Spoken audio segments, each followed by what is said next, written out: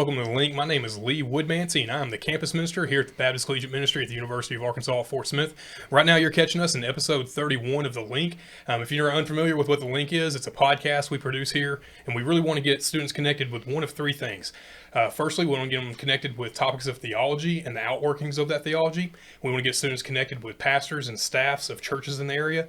And we want students to get connected with university faculty and staff at UA Fort Smith. And so today, I am joined by somebody from that second category. He's the last one out of our group of four of college pastors in the area, and he is none other than Chad Race. Chad, how are you, sir? Yeah, man, doing good. Excited to be here. Thanks for letting me come on. Hey, I am excited for you to be here. Let me just fact check myself here. Yeah. You're Dardanelle's own, correct? That's right, man, from Dardanelle, so about an hour and 15 minutes from here. Grew up, went to Arkansas Tech, met my wife there, and I'm sure we'll hop into some of these questions. Oh, yeah. But, yeah. So the good news is I think this is the first time we've had this conversation that we've been able to have where students are going to be able to get a little bit more information about you if they haven't been to Reach. Mm-hmm. But that's just because you're the most recent guy to do college ministry with us. And so you just finished up your first semester.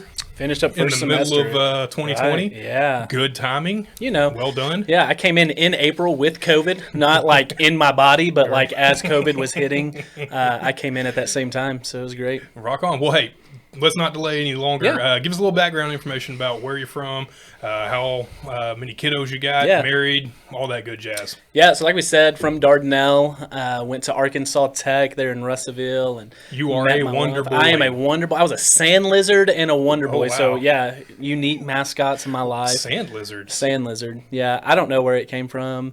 There's all kinds of legends, just like they are with anything. I mean, it's not like a wampus cat like down in Conway. No, yeah, it's not like a wampus cat. So the best thing I can think of is we're right off the Arkansas River. Right. So that splits Dardanelle and Russellville. And, man, there's just these little lizards, I guess, that run around right there on the bank. That's a good reason yeah, to be, right? And so we just became the sand lizards. And Rock on. yeah, man, from Dardanelle, loved going up there, small town. Like I said, went to Tech, so just one town over. I didn't plan on staying at Tech.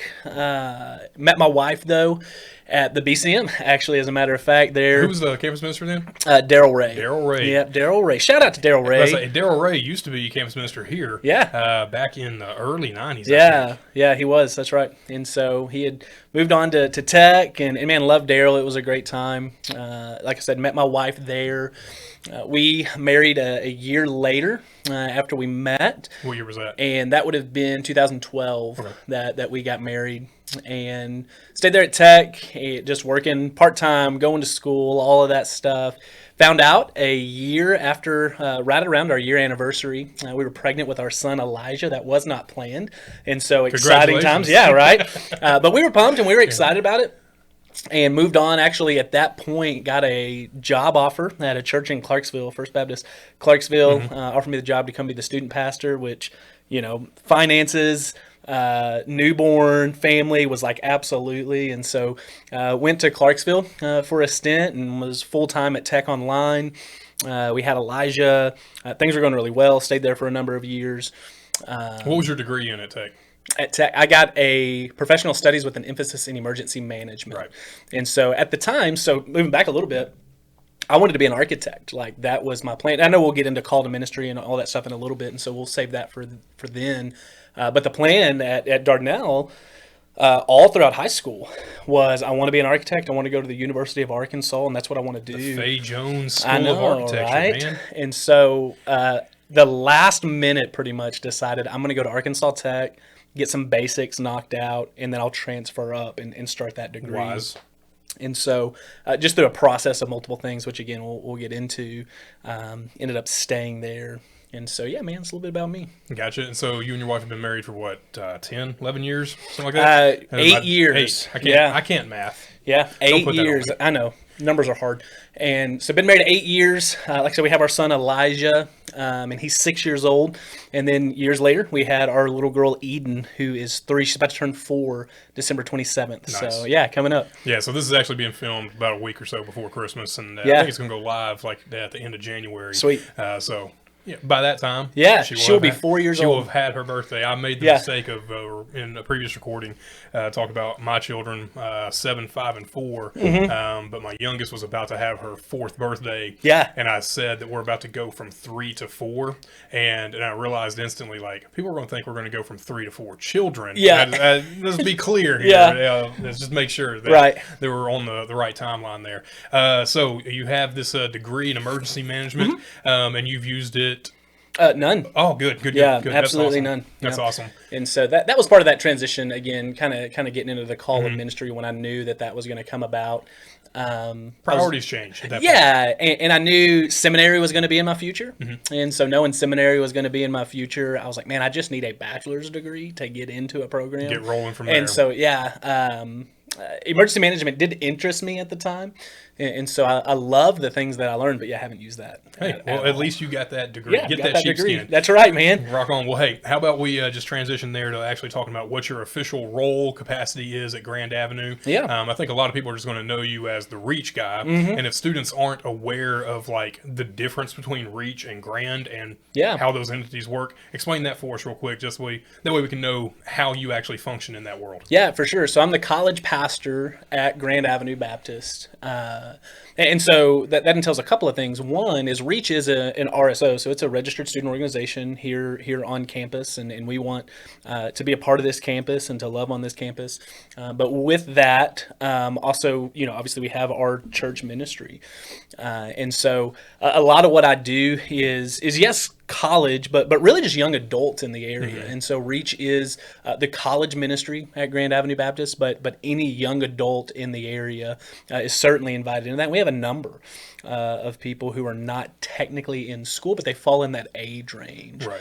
And so that's my main focus is how we're reaching young adults in the River Valley. Yeah, and I think that's really critical just to recognize that over the last decade, this has been a transition, but especially now during coronavirus, like college ministry is not just college students. Like we've necessarily had to broaden that net just because, frankly, there are a lot of college age students who were taking classes a year ago, but right now are not because of whatever situation. But that doesn't mean they just fall off the map and they're not in a college ministry. Like it just necessarily means it's just we adjust how we describe that. For sure. And so, I'm sure that was one of the things that you knew going right into Grand.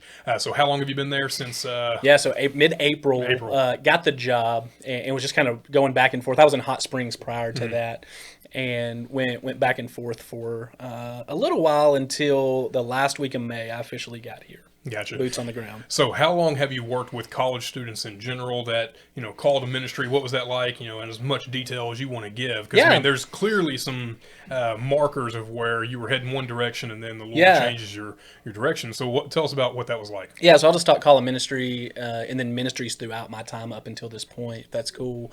So got to Tech, and I remember, man, growing up, my family, we went to church, but man, it wasn't like super faithfully. So for us to be at church was not crazy, but for us to miss church was also not crazy, right?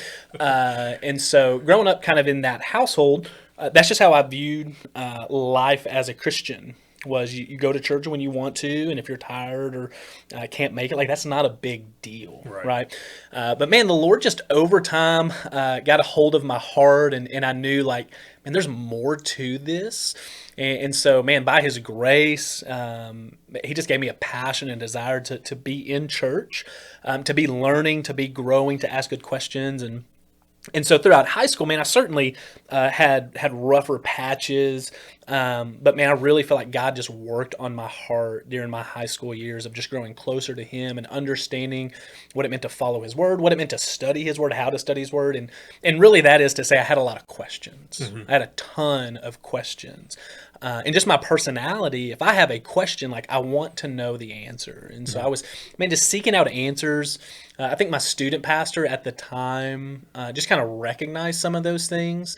And he just did a great job of just pouring into me. And so around my senior year of high school, it had actually probably been toward the end of my senior year, I just started getting these opportunities that really I just didn't expect. And when I say opportunities, things like my student pastor was going to be out on a Sunday, and he was like, how would you like to lead Sunday school? right? I And at that time, that's a big deal. That's a big deal at that time, absolutely. And so, man, nervous as can be, I would lead a Sunday school class, right? Which essentially was like, here's a book, like, ask these questions. That's really what it was, for me at least, in the depth at which I could go. But man, I found I just really enjoyed it. And so more opportunity would come up like that. And then out of nowhere, he was like, hey, I'm going to be gone on a Wednesday night. Would you be willing to lead on a Wednesday night? And that's a whole nother ball game, right, from leading a Sunday school class to now you're preaching on a Wednesday. To your peers. To my peers, yeah.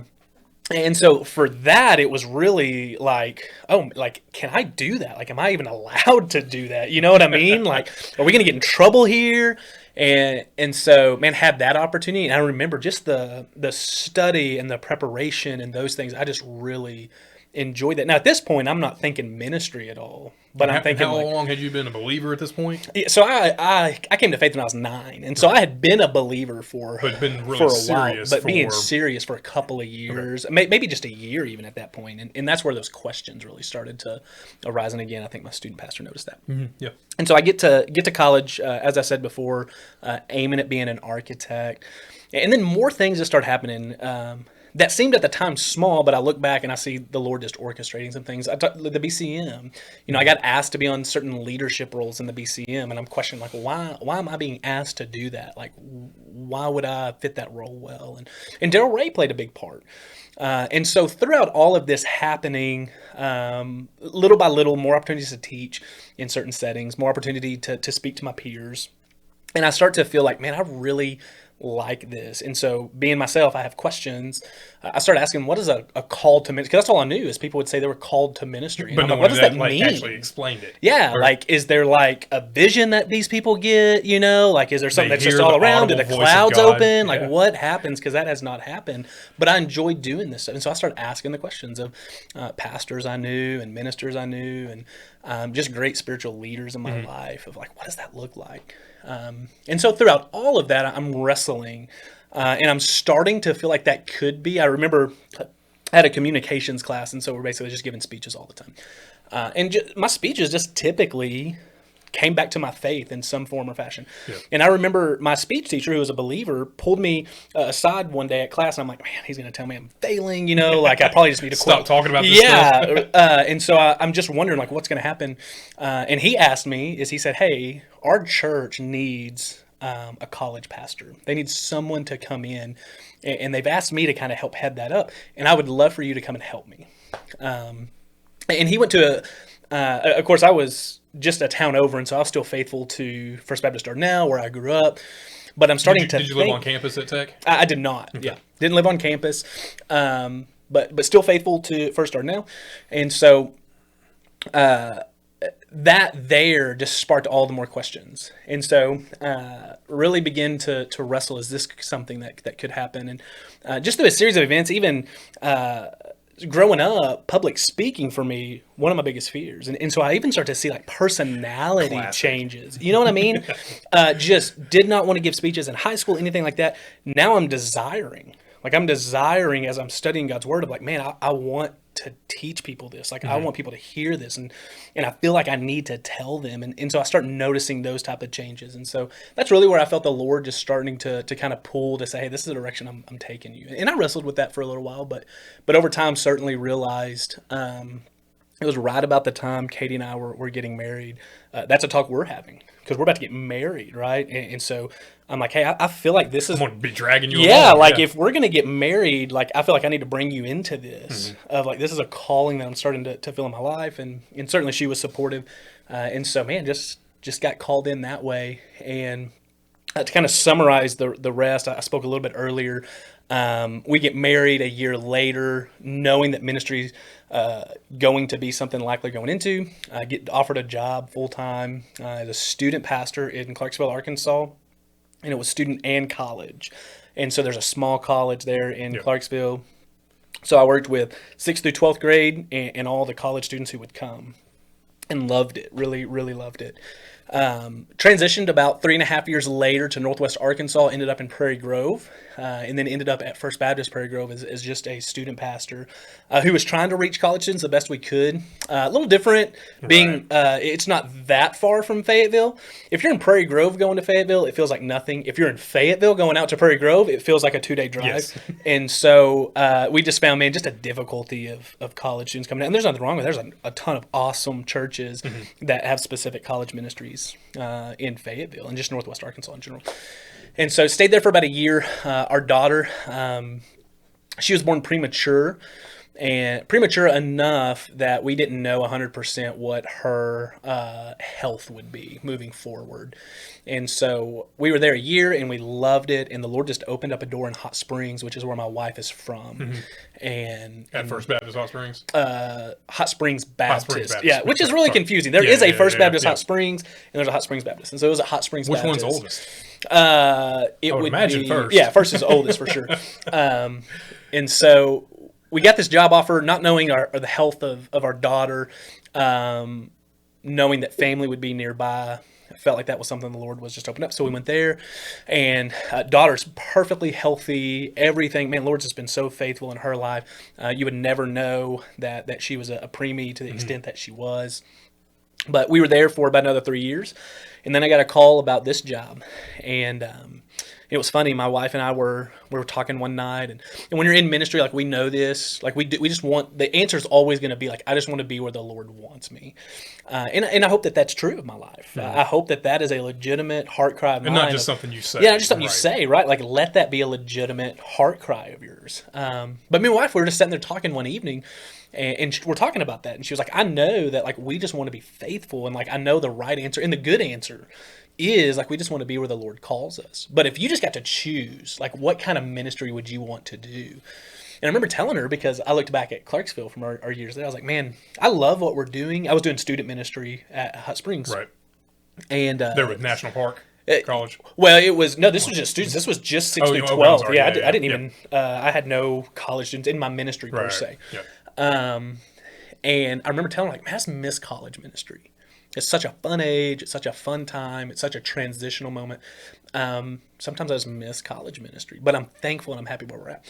And it wasn't 2 weeks later that I got a call about the job here at Grand saying, hey, we've got this opening and we would love to talk to you about it. And one thing just led to another. I went to my pastor there at Hot Springs and I was like, hey, I got this call. Like, I don't know. I just want us to pray about it together and I want to keep you in the loop. And he was so good just to walk with me through that process. And the Lord just led us here. And so here we are since April. So off and on, you have been working with college students for, what would that be?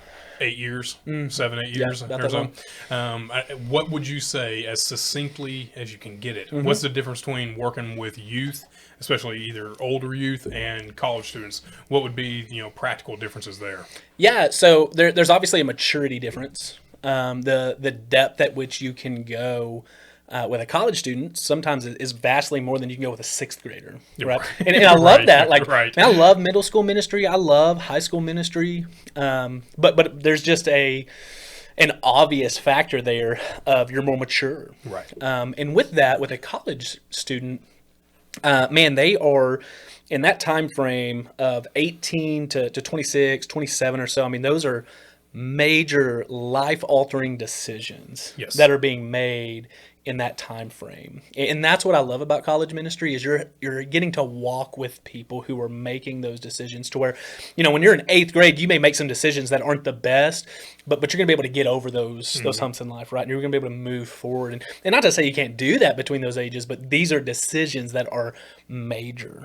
Right? The decision in high school is like, do I want to get the ice cream sandwich or not today, right? That's the big decision in high school to where you move into college and it's like, oh, like I've got to pick my classes that's going to give me a degree that's going to determine what kind of job I can get in the future. Like those are big life-altering decisions. I've met this boy and this girl. Like I need to decide, like I could marry this person. Do I want to marry them in the next year? Those type of decisions. And so those are the big things, man. And then just practically, like, man, you can hang out with college students a lot easier. Yes. You know what I mean? Yes. Just for the sake of having a driver's license, like they can drive. One of the jokes I always make is that when it comes to like going on mission trips or doing things that you need to be an adult to do. Yeah. Bro, if you can't sign your own waiver, I'm not signing it for you. Yeah. And so like that naturally precludes me from doing a lot of youth ministry because like, man, you're an 18-year-old, you're an adult. I'm going to treat you as such as a college student. And I feel like that's just one of the things is like clearly I recognize, but folks that are listening to this might I think a lot of people think of college ministry as youth ministry plus. Mm-hmm. It's the exact same thing. They're just a little older. And that's not nearly the case at all. All right, so rock on. Let's talk about y'all's ministry as a whole. So let's talk about Grand Avenue, Reach, how those two might differ as far as like how a student would experience it. So you tell us, how is it that a student first time through the door is going to experience y'all's ministry at Grand and with Reach? Yeah, for sure. So, man, we're super relational. Like our big thing is we want people to find community. And I think college students, that's what they're searching for. Like they're looking for that community. And our hope is that we're going to provide a healthy spiritual community for you. And so 3 things that we talk about is we want to help move you for the sake of your spiritual health and growth through these stages. The first thing, and it's 3 C's. The first one is connection. And so everybody that's going to come through the doors has some form of connection point. Right. Most time that's probably going to be a person, like a person invited you, right? You have a friend that comes. It may be you saw a social media post. It may be you got an email about certain things that campus ministries are doing. Most times it's going to be a fellow friend or a student, but those things may happen as well.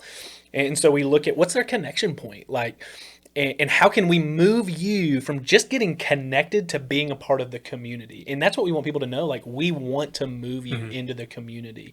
And so we want to be super welcoming. Like, you are welcome to be with us. And we want you to know that as soon as you walk in the door. Yep. There's no questions as far as who are you? Why are you here? What's your, like, just come. Yeah. Just come and be involved. That's even evident with the way that y'all greet people on Wednesday nights at Reach. Like, they're not at the door, they're outside the door. Yeah, we're outside. As you're walking up, people are saying hi. People are saying welcome. Your door is opened for you as you come in. And the whole process of just walking up is we're glad you're here. That's what people want. Like, we legitimately believe that. Like, we are legitimately glad you're here. And so that's what we're going to be about at Reach. And like I said, Reach is a college, young adult type ministry. And so with that, if you are involved in another church, you're still welcome to come. We meet on Wednesday nights. And man, if you're just looking for, again, community with people who are your age, same life stage, going through the same things, man, you are welcome to come in. Now, when you do come in, we want you to know you're welcome at Grand Avenue Baptist. If you don't have a home church. If you don't have a home church, like we want you here. Now, if you have a home church that you are faithful to, and man, you have committed your spiritual gifting to for the edification and advancement of the gospel in that church, that's awesome, man. We want to urge you on, and we just want to come alongside however that church is continuing to pour into you and just do the same. But certainly, man, you are welcome there. And that's our big thing. Gotcha. Is there's a place for you here. Yeah, and I think that's evident just from just being at Grand and being at one of the Reach services on Wednesday night. I mean, I don't think that anybody would miss that. So for those students who may not have actually been to Grand or one of the Reach services, what can they expect as far as like the aesthetic, the preaching style, worship? Those are, I think we both agree, far less important than what a lot of people think they are, but they are important to some degree. So explain that for us so that way somebody can have an idea of what they would be getting into. So if you come to Reach, for instance, it's going to look very similar to a church service, right? And so we're going to have worship through song. We're going to have a time in the Word. We're going to have time of prayer, all of these things. And so at Reach specifically, our music's going to be typically more contemporary style worship. That's not always the case on a Sunday morning, right? We have a choir, and we have an awesome choir. And we love worshiping that way. There'll be kind of a mixture on a Sunday morning. Wednesday nights is typically going to be all more of your contemporary worship. I got your band. And man, we'll rock out for about 5 songs or so, and we'll worship the Lord. And then myself or whoever's there to speak will get up. And typically what we're doing is working through a book of the Bible, and we just want to take a semester, and we just want to dive deep into God's Word. And man, we are very trusting in the power of God's Word. We believe very much in 2 Timothy 3:16 through 17. All Scripture is breathed out, and all of it is profitable. All of it is good for us, so that we are equipped and we're ready for every good work. And therefore, we want to make sure as students come in that they're getting as much of God's word as they can. Right. And we're walking them through that. So it's going to look, again, very similar to what you would see on a Sunday morning, 4 to 5 songs of contemporary worship, preaching, for usually around 30 minutes or so, times of prayer, and then response times.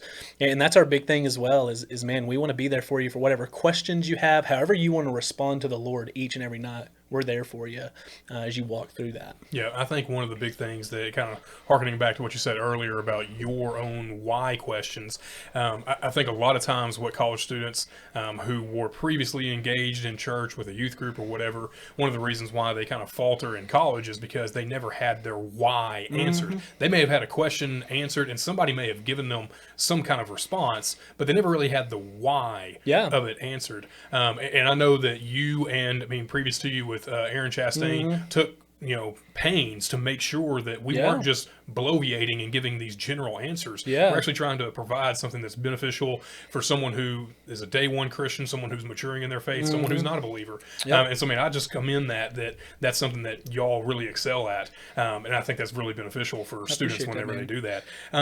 So your preaching style, exegetically, you kind of work through text, but y'all do kind of bounce around. Where you're going to be heading this semester? Yeah, so this semester coming up, we're going to walk through the book of James. Can't get away from doing stuff dude, there, I'm right? telling you, right, man, that's right. And I'm excited about that. We're going to walk through James, and then throughout this semester, from time to time, we're going to throw in just some attributes of God. And so we want to focus on, man, what does it mean to not just be hearers of the word, but to be doers of the word? And that's kind of a big focus of ours. What does it mean to draw near to God, right? But in the midst of that, as we talk about these things, we want to talk about, again, the why. Well, why is it important that I'm not just a hearer, but a doer? Why is it important that I'm drawing near to God? And so we want to look at the attributes of God to say, well, this is why, because this is God and this is who he is. And so that's what our focus is throughout this semester. Yeah, I think A.W. Tozer, in his book, Knowledge of the Holy, he has a quote that the most important thing about a person is what they think about God. Yeah, what absolutely, you think about God is the most important thing about you. Yeah. And I think that's, it seems trite on the face of it. Like, well, what do you think about God? Like, no.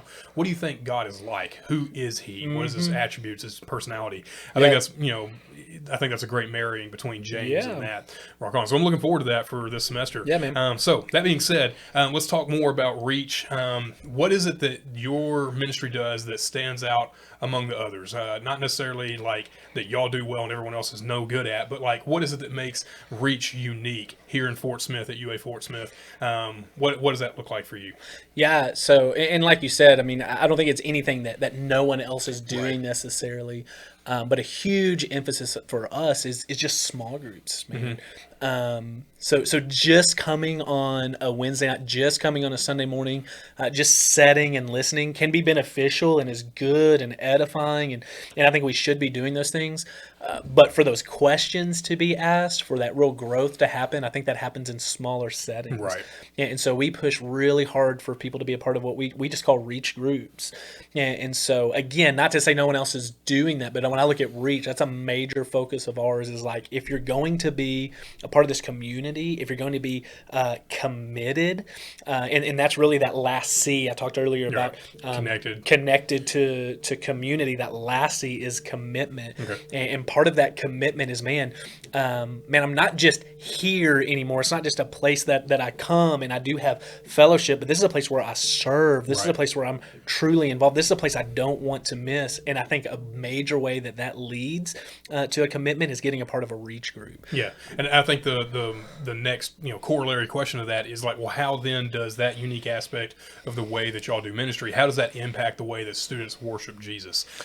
Taking that next step of now, we're committed, but I think students could make the mistake of thinking, well, I'm committed to the church. You're not really after them being committed to the church. You're after them being committed to Christ. So how does that impact the way that they worship Jesus? Yeah, and so I think, man, the way you worship God better is you know God better, and the way you know God better is asking those questions, right? And I think that just naturally happens in in those groups. And so we want people to ask their questions. I know I keep coming back to that, but that's just what we're about, is ask your questions so that you know God better, so that you worship God better. And we love to see diversity as well. And that's where our reach groups too, man, we love having people come into those groups who, again, maybe new believers, even non-believers who may not ever step foot in a church building, but they will step foot in a small group of people that they're able to ask questions, even from an outside perspective, that our believing individuals who are in that group have to think for themselves. And it's that process of, man, yes, know what you know, but know why you know it. Be able to defend it. And that's what we're about too, is at Reach. We want to help people grow spiritually in such a way that they are very confident. Now, I think there's a fine line between confidence and arrogance. And we say that often, is we don't want you to be arrogant where you're trying to beat people down with your faith, but we want you to be able to elevate people with your faith, right? We want you to be able to build them up in such a way that they look at your life and they say, there's something different about you. Man, you're joyful when you should be sorrowful, right? And there's nothing wrong with being sorrowful, right? Even in the midst where you should be fearful, there's a joy. Even in the midst of pain, there's a peace. And there's all of these things that just look different, right? And that is appealing to, I believe, a lost world. I believe a lost world will look at that and say, there's something different. And I may not like that you're a believer, but I have these questions about it. Yeah, I think one of the things that's just really, it needs to be said explicitly is that the question was, how does that impact the way we worship Jesus? And nowhere in that answer that you just gave did it say, oh, well, we sing this way. Like, worshiping Jesus is much more full-throated than just standing around with your hands in the air for some reason. Like, it is, in fact, being part of this community that moves into being committed to the church, serving, having those questions, going deeper. I mean, like, I think that's really important to say explicitly that when you say worship, you don't just mean literally using your voice to sing. That's not all worship is. Yeah, it's a lifestyle. And I think Romans 12 speaks to that. Right? Romans 12 tells us, man, we are to be living sacrifices, and this is our spiritual worship. And we find that, and that's something, man, I try to bring our students back, or whoever's coming in, and we talk about this concept of, man, we compartmentalize our faith, and we have to be so careful of that. And so what we do is I'll take my life for an example. I look at everything that just kind of makes me who I am. I'm a husband, and I'm a father, and I'm a friend, and I'm an employee, and I'm all of these things, right? But the truth of the matter is while those things make up who I am, there's certain times of the day where my energy and my focus is on a certain aspect. Or spent differently, And it's spent differently, right? So when I wake up and my kids are wanting breakfast and all these, like, I'm in father mode, right? And I'm loving my kids, and then I want to serve Katie, my wife, well, and all of these things. But then I'm going to eventually get in my truck and I'm going to head to work. And that doesn't mean I'm not a father at that moment. That doesn't mean I'm not a husband at that moment. But for a period of time, my focus and my energy is on my job, right? And again, still in the midst of that, I love my kids. Still in the midst of that, I love my wife. But at that moment, I'm focused on my job. And then when I leave my job, I get back home, and now I'm back in husband mode, and I'm back in daddy mode. It doesn't mean I'm not an employee at Grand. And I say all of that to say I'm afraid that sometimes what we do with our faith is the exact same thing. And we take those brief pauses to where we say, I'm still a Christian, but right now I'm an employee. And I'm still a Christian, but right now I have to focus on this. And it's like, no.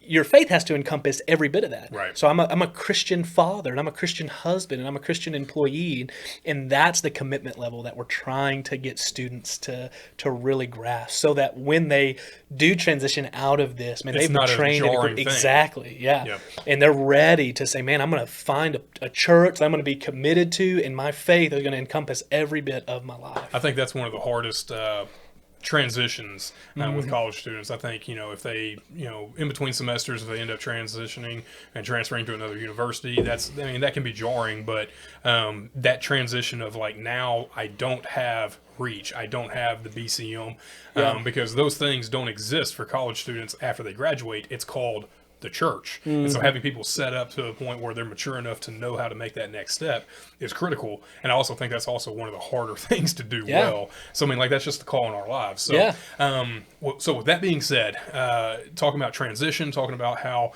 this year has been full of surprising things, both disappointing and encouraging, I'm sure.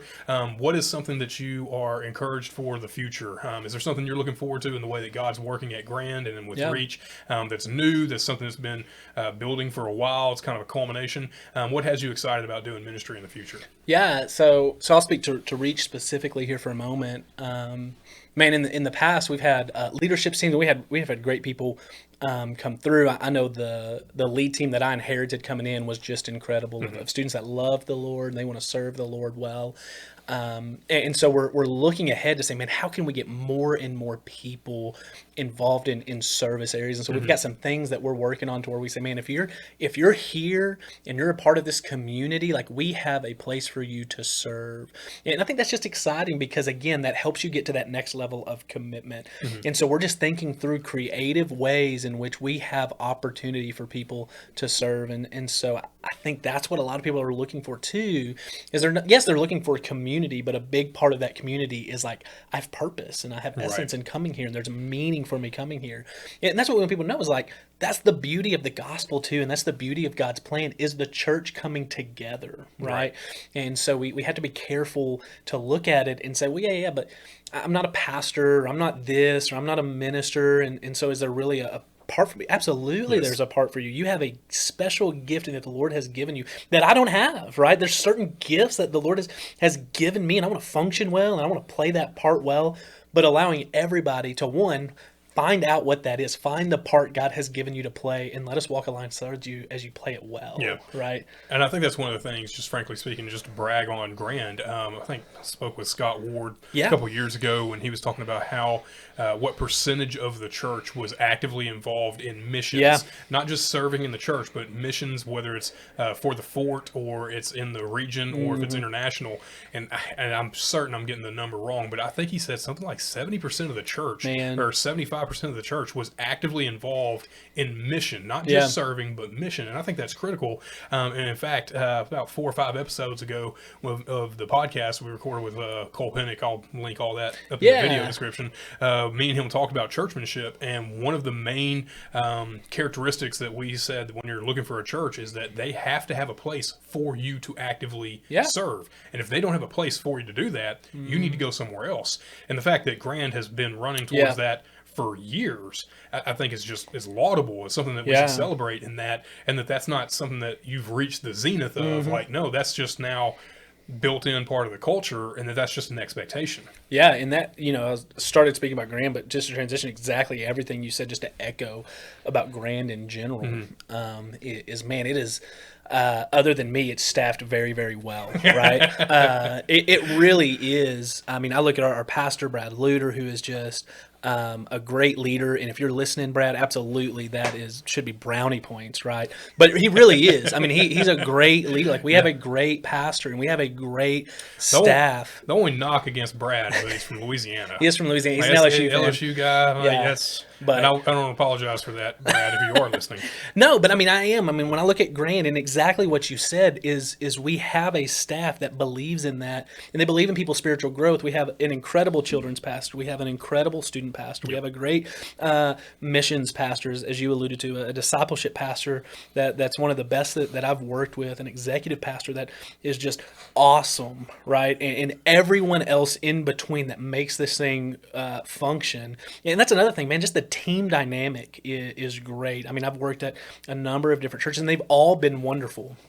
Man, but when I look at Grand, it's a great place to work. It's a great place to serve, and it's a great church to be at, for sure. Yeah, and I don't say this like for earning brownie points one way or another, but I have long said, probably in the last 5 or 6 years or so, that I think that Grand Avenue is the most healthy church in Fort Smith, because health is not just a metric of how big the membership is. That's actually probably one of the least important ones. But health, as far as like financial stability and being able to share that financial stability with other churches. I mean, you are planting other churches, you're doing other works with other ministries, you partner with other folks, your church is on mission. Like, I legitimately believe that Grand Avenue is like the most healthy church in Fort Smith. And whenever I talk with students and they're looking for a church to plug in, my first recommendation is almost always Grand. And it's not because of proximity either. Like, we're literally less than a mile away. Right, Okay, that's cool, but like, that's not the reason you should go check them out.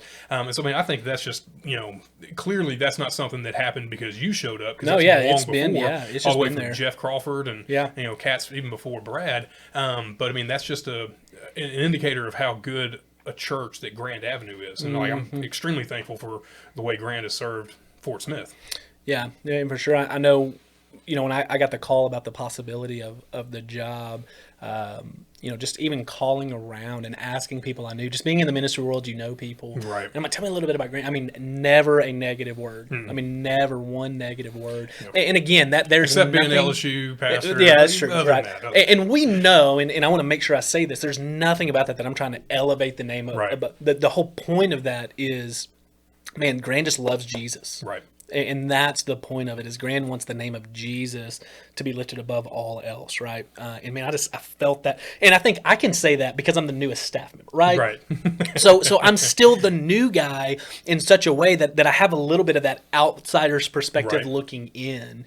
And I've seen that. And I say all that to say, man, I'm just thankful that God has allowed me the opportunity to serve there. And again, nothing about that is trying to gloat or boast. It's all about to say, man, just glory to God for his faithfulness to the church, right? And I believe that there are people who are just faithful to the Lord there. Yeah, and I would second that. So let's give one more round of bragging on Grand and bragging on Reach. You tell me, why should a college student come check out Reach on a Wednesday night? Why should they get involved? What would you say is the reason? If I have to give you one or two, this is why you need to be here. Yeah, there's a place for you, and I think that's why. If you're looking for a place, there's a place for you at Reach, and I think that's the biggest reason. And we want you there. Yeah, we want you there, and I think that's big too. And we want to help you grow. We're not about making our name big. We're not about you helping us make our name known. We're about you and your spiritual growth and your spiritual health, and we want you there. Yeah, I think if I could get real honest with you, I think one of the conversations, frustratingly so, that I have a lot of times with college students in the last 2 or 3 years has been combating the idea that that's not actually true.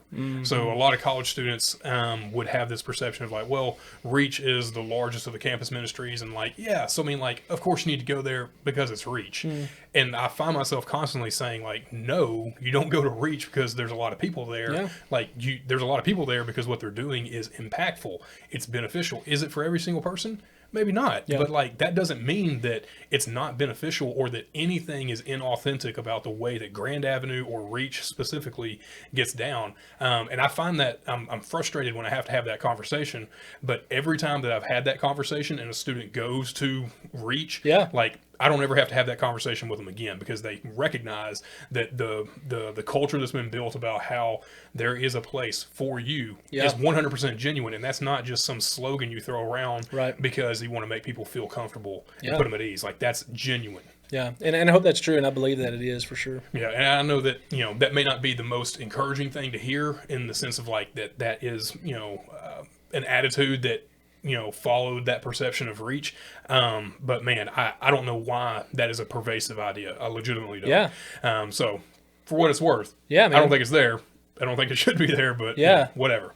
So anything else you want to say about Grand, about Reach, about your experience there and how you're about to blow everything up and just start over with everybody joining a hippie commune somehow, like we're changing all that? Anything else you want to say there? No, I mean, just again to echo everything that we've already said is man, if you're looking for a place to grow spiritually, man, we would love to have you at Grand Avenue Baptist. We would certainly love to have you at Reach. But for sure that the biggest encouragement is in your college years, find a church, find somewhere. And again, we would love for that to be Grand Avenue Baptist, but if nothing else, at least find somewhere where you can serve, where you can be poured into. It's vital. Absolutely. Right. So this is where we get to the last question that I ask of everybody. Are you a Spotify guy? I am a Spotify guy. Okay. All right. So I had a conversation with Blake, and we'll link it up here, a couple episodes ago, and he's an Apple Music guy. I didn't know such people actually existed, but whatever. I just want to make sure you're not one of those guys. I'm a Spotify guy. So did you happen to look at your year-end review or the wrap-up?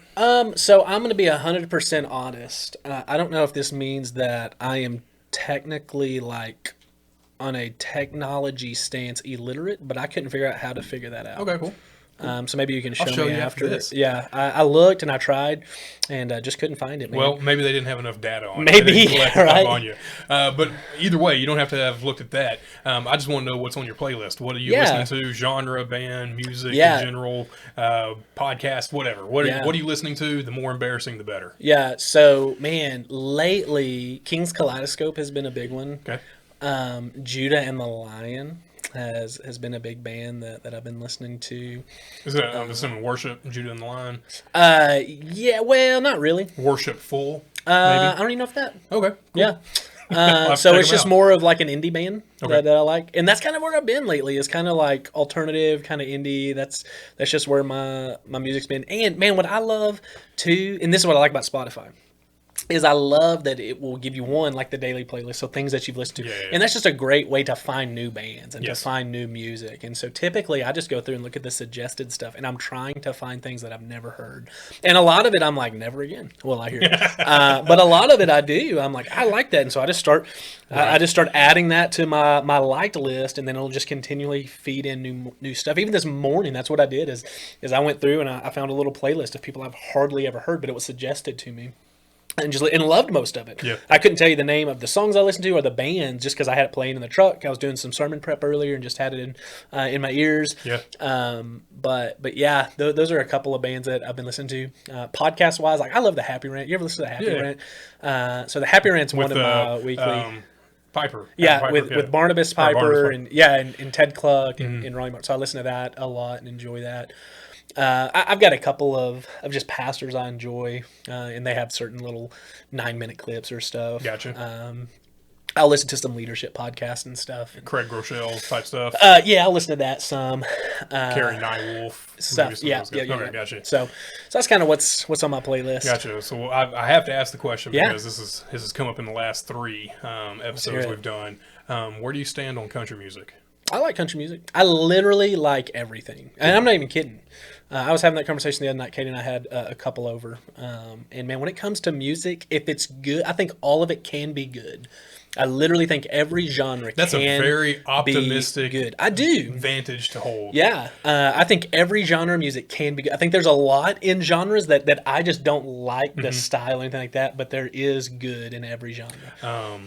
I disagree lovingly. Yeah. And I would say that the clear example I would point to would be country music. That I don't think there's anything redeemable about country music. So no George Jones or anything. No George Strait, no Garth Brooks. Why? Because it's good. Well, I mean, that's clearly a subjective Yeah, argument. Absolutely, you're right, yeah. But 100%. I would disagree firmly, and I love you still. Yeah, man. But I lost a little bit of respect. Yeah. I just got to be honest on that front, though. No, it's all right, man. We'll do a little Matthew 18 after this. Right? Okay, good. Hey, whenever the cameras turn off, then we'll figure that out. And I'll show you how to find good music. Thank you. And That'll be great. Or at least my end of the year, like how to figure that out. Yeah, right? well, I mean, I would be surprised after you do your end of the year of how much content There's no generated telling. from country and or western would come from there. Yeah. Rock on. Well, hey, as we wrap everything up, give us information about where to find you, Instagram, website, Sunday morning, Sunday or worship services, Wednesday night, that kind of jazz. Tell us where we can find you. Yeah, so GABC.church is probably going to be the best place. As you go to GABC.church, you'll find all of our ministries, everything about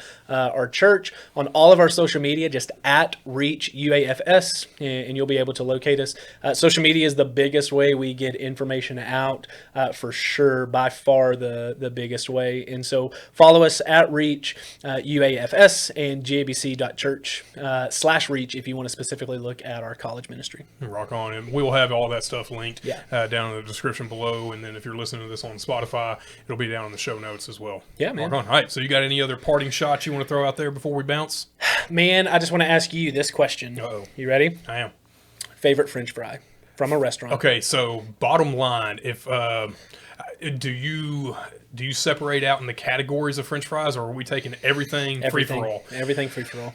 I would be hard pressed to choose between Arby's curly fries and Popeyes fries, or like Rally's Checkers. Those are basically identical to me. I'm very much a texture guy, because I have anosmia and I can't smell, and so the taste is really indistinguishable between Checkers, Rally's, Popeyes. That's all the same. So it's really the texture, and for that, you got to go with something that's kind of got that little crisp on Yeah. the edge, but actually has a little bit of substance, and that leaves us with Arby's and Popeyes. That's good, man. So I'm a Freddy's guy. I like Freddy's. You like fries. shoestring? I do. I'm a shoestring fry guy. Man, this is like we I need to stop the love conversation because I'm losing. shoestring I'm fries, losing. man. It's so much of a labor. Like It's awesome. it's so many tiny little things. they're Do you- crisp. Do you use a fork? And they're great. No, I don't use a fork. It's kind of, I mean, I'll just grab handfuls. Well, right? man, that's the only way. And then you got Yeah. to do the claw thing when you eat them, though. So you just kind of looks kind of weird. Well, in any fry I'm getting, though, is like, if I find that small, crispy fry, it's like It's finding going down. gold. Yes. You know, I and get so that. when I go to Freddy's, and shout out to Freddy's, right? It's every time, every fry is that, and it's awesome. I love man. it. So like Steak and Shake, same way. Yeah, with man, the- love Steak and Shake fries. Man, it's the way to go. I don't know if I can get down with that. You should. Well, maybe at some point we can just do Someday a we'll go fry eat tour. Freddy's fries and listen to country music, and it'll be a blast. Hey, we'll do it from a distance. All Maybe right, that. that'll work. I'll tell you that I did that. Yeah, How about that? that sounds good. Rock on. Well, Chad, I'm glad you've been here. Dude, it's fun. I'm glad you've been joining with us. So I just want to say thank you to you for spending this time. And if you got anything else, Man, I think we're good. Rock Said on. all I needed to say. rock on. Well, hey, then we're going to end like we normally do, and that's with our benediction of sorts, and that's by saying do good and don't sin. I like it.